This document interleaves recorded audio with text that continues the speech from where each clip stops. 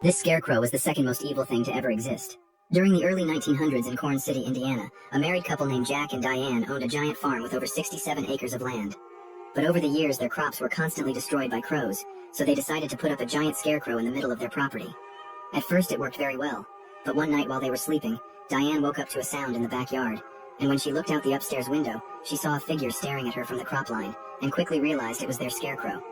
She then woke up Jack and he went running out into the backyard, thinking it was an intruder but found nothing. Over the next few weeks the same thing occurred with Diane waking up Jack, with her claiming to see the scarecrow. The following morning Jack took her to the hospital to get checked out, but nothing would come of it. That very next night, Diane woke up and went to the bathroom, and when she was returning to bed, she saw a tall skinny man sleeping in the bed instead of her husband. She then screamed and ran out to the house, and ended up hiding in the cornfield.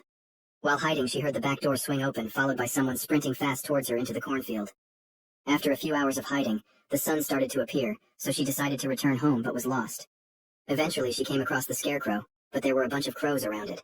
But after a few seconds she realized it was her husband, not the scarecrow, and at that same moment she felt a hand on her shoulder. Do you know the real story behind SpongeBob and Patrick?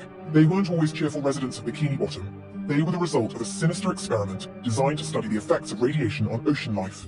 Scientists exposed a sea sponge and a starfish to toxic chemicals and nuclear waste, hoping to create intelligent life. But the radiation didn't just amplify their minds, it fractured them. SpongeBob's endless optimism masks a chaotic mind, while Patrick's dulled intellect hides faint memories of the horrors they endured.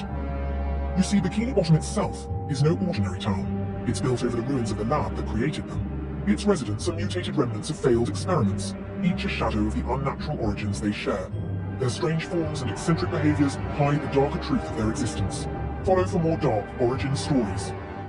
This is the real-life Mario. He wasn't a hero or a plumber. He was hooked on mushrooms. Marco Bellini lived in Queens in 1993. Dropped out of trade school and started experimenting with psychedelics. He called it leveling up.